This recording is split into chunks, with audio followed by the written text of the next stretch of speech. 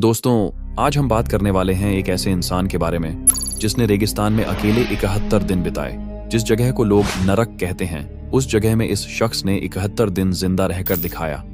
इन दिनों में उसने कीड़े मकोड़े खाकर जान बचाई। उसका शरीर ऐसा हो गया था जैसे उसमें सिर्फ हड्डियां बची हों। ये घटना मेरी पिछली घटनाओं से भी ज्यादा रोंगटे खड़े कर देने वाली है, क्योंकि समंदर में तो कभी ठंडी लहरें, कभी गर्मी और मछलियां मिल सकती हैं, और किसी न किसी तरह जिंदा रहने का सहारा भी। लेकिन इस नरक में बचने की कोई संभावना ही नहीं थी। लेकिन इन साहसी इंसान ने मौत को भी हरा दिया और जिंदा रहकर दिखाया। तो दोस्तों, आइए जानते हैं कैसे इस शख्स ने 71 दिन तक उस नरक जैसे रेगिस्तान में अपनी जिंदगी की सबसे कठिन लड़ाई लड़ी। लेकिन वीडियो शुरू करने से पहले अगर आप चैनल पर नए हैं तो चैनल को सब्सक्राइब जरूर कर लीजिए, क्योंकि आपका एक सब्सक्राइब हमारे लिए बहुत मायने रखता है और वो आपके लिए बिल्कुल फ्री है। तो चलिए वीडियो को शुरू करते हैं।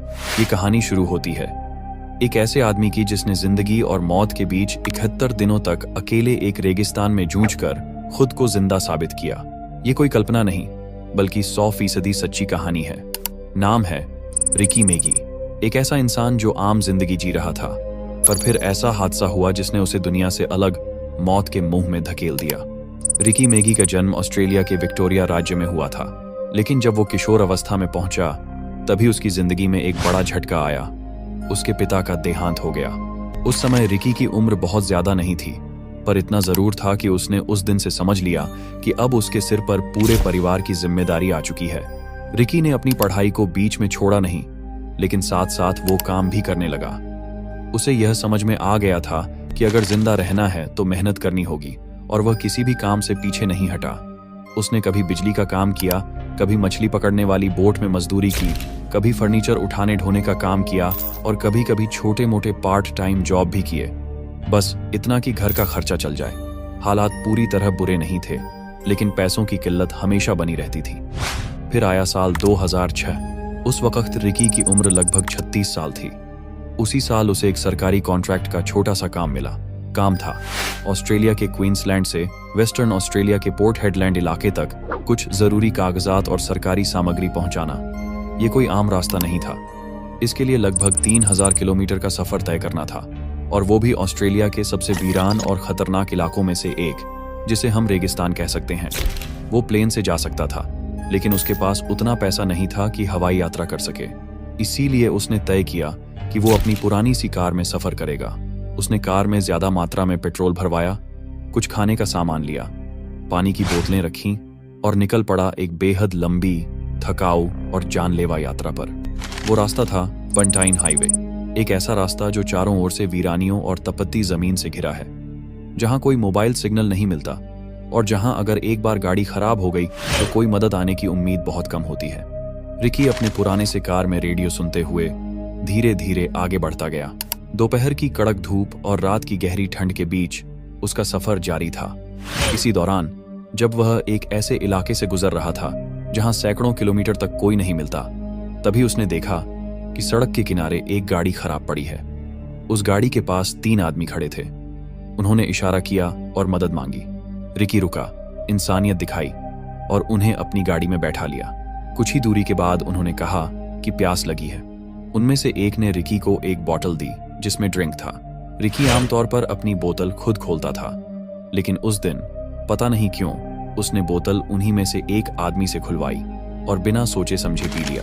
बस यहीं से उसकी जिंदगी बदल गई। उस ड्रिंक में कोई ड्रग मिलाया गया था, बेहोशी का तेज असर करने वाला कोई तरल। कुछ ही मिनटों में रिकी को चक्कर आने लगे, सर भारी हो गया, आंखों के सामने अंधेरा छा गया और फिर ब्लैकआउट। जब उसे होश आया तब तक बहुत देर हो चुकी थी। वो अब एक वीरान, सुनसान और बियाबान रेगिस्तान के बीचों बीच पड़ा हुआ था, अकेला। ना उसकी कार थी, ना जूते, ना फोन, ना बैग, ना खाना, ना पानी, कुछ भी नहीं। वो तीनों आदमी उसे लूटकर, ड्रग्स देकर रेगिस्तान में मरने के लिए छोड़ गए थे। रिकी ने अपने होश संभालते हुए जब चारों ओर देखा तो उसे समझ आ गया कि अब उसके सामने कोई नहीं है, मदद नहीं आएगी। उसे खुद ही ये लड़ाई लड़नी होगी, खुद से, भूख से, प्यास से, गर्मी से, जानवरों से और उस मौत से जो हर पल उसका इंतजार कर रही थी। रिकी मेगी अब उस वीरान रेगिस्तान के बीचों बीच अकेला खड़ा था। न कोई इंसान, न आवाज, न कोई उम्मीद, सिर्फ चुप्पी, गर्म हवा और तपती हुई जमीन जो हर कदम पर उसके पैरों को जलाकर राख कर देना चाहती थी। उसके पांव में न जूते थे न मोजे, वह बिल्कुल नंगे पांव था। और जमीन पर जो धूप की गर्मी पड़ी थी उसका तापमान 40 से 45 डिग्री सेल्सियस के बीच होगा। जमीन की रेत इतनी गर्म थी कि वो अंगारों जैसी लग रही थी। लेकिन रिकी जानता था, अगर जिंदा रहना है तो चलना होगा। हर कदम मौत से लड़ाई का एक हिस्सा था। गर्म रेत पर नंगे पैर चलना, वो भी तब जब शरीर में ना पानी हो, ना खाना और ना ही किसी इंसान की परछाई। वो हर कदम एक नई तकलीफ देता था। उसके पांव जलने लगे थे, छाले पड़ गए थे और चमड़ी जगह जगह से उतरने लगी थी। लेकिन वो रुका नहीं। दिन चढ़ते चढ़ते धूप ऐसी लगने लगी जैसे आसमान से आग बरस रही हो। शरीर जलने लगा, आंखें पथरा गईं और होंठ सूख कर फटने लगे। प्यास का आलम यह था कि गले से आवाज भी नहीं निकल रही थी। कई घंटों तक बिना रुके चलता रहा।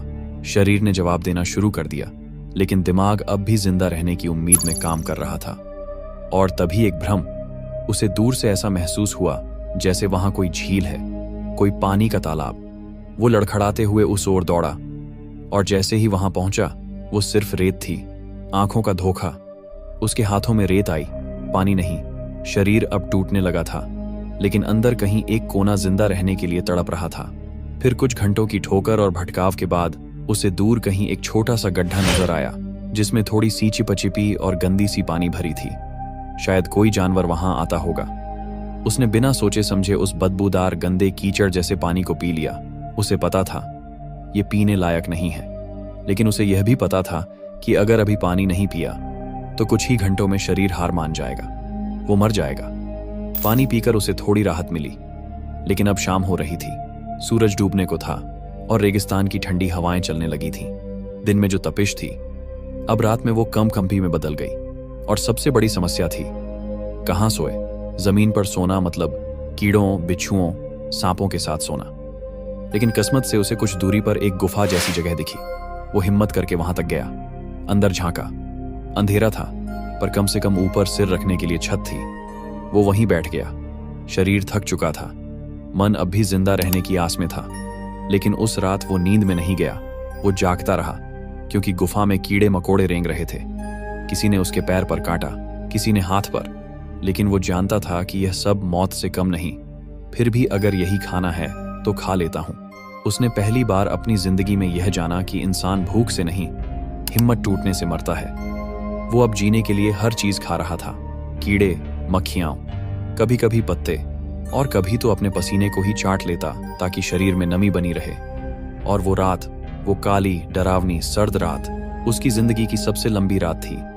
लेकिन वो जिंदा रहा, क्योंकि लड़ाई अभी खत्म नहीं हुई थी। रेगिस्तान की आग उगलती रेत पर नंगे पांव चलता हुआ रिकी अब अपने होश और चेतना के बीच लड़खड़ाने लगा था।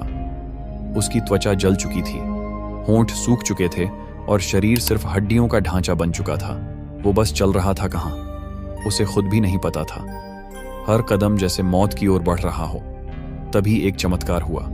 रिकी की बंद होती आंखों पर एक बूंद गिरी, ठंडी, नरम, किसी फरिश्ते के स्पर्श जैसी। वो पल, जैसे आसमान ने खुद रोकर रिकी को जिंदा रहने का इशारा दिया। रिकी ने आंखें उठाईं। काले बादल गरज रहे थे, आसमान बिजली से चीर रहा था और फिर तेज बारिश शुरू हो गई। पहले बूंदें गिरीं, फिर पलक झपकते ही मूसलधार बारिश होने लगी। उस सुनसान रेगिस्तान में जहां हर जिंदा चीज मर जाती थी, वहीं कुदरत ने जैसे जिंदगी बरसानी शुरू की। रिकी ने एक पल भी गंवाया नहीं। वो घुटनों के बल गिरा, दोनों हाथों से रेत खोदनी शुरू की। उसे पता था ये मौका आखिरी हो सकता है। उसने 3 से 4 बड़े गड्ढे खोद डाले। हर गड्ढा उसके लिए एक जीवन का प्याला था। बारिश का पानी उन गड्ढों में भरने लगा। वो बार बार उनमें से पानी निकालकर पीता रहा।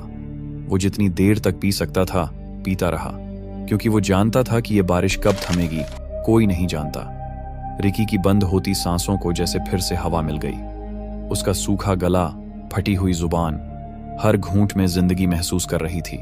लगभग 1 से 2 घंटे बाद बारिश थम गई और फिर वही बेरहम सच्चाई वापस आई। रेत ने धीरे धीरे सारा पानी पी लिया। जितना भी पानी था सब जमीन के अंदर समा गया। रिकी खाली गड्ढों को देखता रहा। उनमें अब सिर्फ कीचड़ बचा था, लेकिन अब उसके भीतर फिर से जीने की आग जल चुकी थी। तब तक उसे रेगिस्तान में करीब 60 दिन हो चुके थे। हर दिन एक सदियों जितना लंबा लगता था। उसका शरीर अब बस एक कंकाल बन चुका था। हड्डियां बाहर झांक रही थीं, चेहरा पहचान से बाहर था।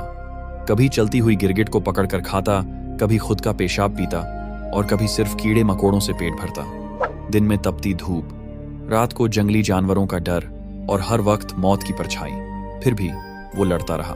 हर बार जब वो गिरा, उसके भीतर की आवाज कहती, अभी नहीं, अभी जिंदा हूं। और फिर आया वो ऐतिहासिक 72वां दिन, 5 अप्रैल 2006।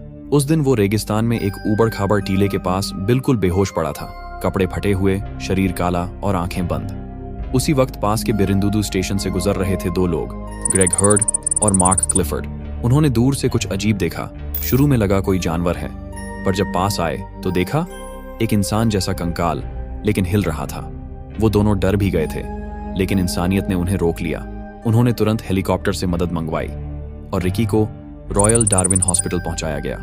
वहां वो 6 दिन तक बेहोश रहा। डॉक्टरों ने कहा, ये इंसान नहीं, एक चमत्कार है। जांच में पता चला कि रिकी का वजन 106 किलो से घटकर सिर्फ 48 किलो रह गया था।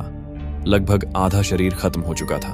रिकी मेगी एक ऐसा नाम बन गया जिसने 71 दिन तक मौत से लड़ाई लड़ी और 72वें दिन 5 अप्रैल 2006 को जिंदगी को फिर से जिया। क्योंकि जब इंसान का इरादा जीने का होता है तो आसमान भी पानी बरसाता है, रेत भी पानी पीने देती है और मौत भी हार मान लेती है। धन्यवाद दोस्तों, आपने इस वीडियो को अंत तक देखा, इसके लिए दिल से शुक्रिया। अब सोचिए, अगर आप इस इंसान की जगह होते तो क्या आप भी इतने दिनों तक जिंदा रह पाते? आपके लिए कमेंट सेक्शन खुला हुआ है, जरूर बताइए, हम हर एक जवाब पढ़ते हैं। और हाँ दोस्तों, चैनल को सब्सक्राइब करना ना भूलें, क्योंकि आपका एक सब्सक्राइब हमारे लिए ऐसा है जैसे परिवार में कोई नया सदस्य जुड़ गया हो। तो चलिए दोस्तों, मिलते हैं अगली रोंगटे खड़े कर देने वाली सच्ची घटना के साथ। तब तक के लिए अलविदा और दिल से धन्यवाद।